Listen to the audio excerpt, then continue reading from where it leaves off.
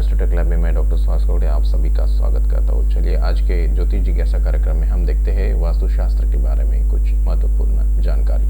आज हम चर्चा करेंगे वास्तु किस तरह से निर्मित होनी चाहिए जिससे हमारे घर में सुख, समाधान और शांति बनी रहे, क्योंकि वास्तु में अगर दोष निर्मित हो जाए तो वह गृह क्लेश का कारण बनती है।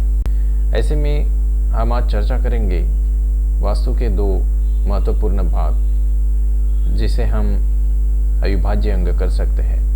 हर एक वास्तु में टॉयलेट और बाथरूम की व्यवस्था होती है, इसलिए आप जब भी टॉयलेट की रचना करें तो कोशिश कीजिए कि वह पश्चिम और उत्तर कॉर्नर के बीच में हो। अगर जगह का प्रॉब्लम है और टॉयलेट और बाथरूम एक ही जगह करनी है तो टॉयलेट की इस तरह से रचना कीजिए कि आप शौच को बैठते वक्त आपका मुंह या तो पश्चिम दिशा की तरफ या तो दक्षिण दिशा की तरफ होना चाहिए।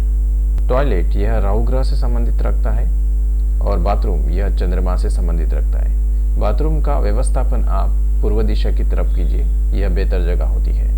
इस तरह से ये दोनों अगर सही जगह पे हो तो वास्तु का बहुत बड़ा दोष निर्मित होने से बच सकता है, क्योंकि राहु और चंद्रमा अगर ग्रसित हो जाए तो वह हमसे पाप कर्म करते हैं और हमारे मन को चंचलता पैदा करते हैं।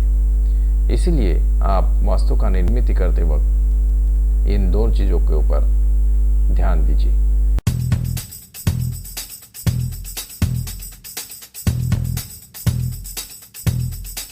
आपको वास्तु संबंधी दोष निवारण हेतु संपर्क करना है तो आप हमसे संपर्क कर सकते हैं। हमारी वेबसाइट है www.astrotechlab.com।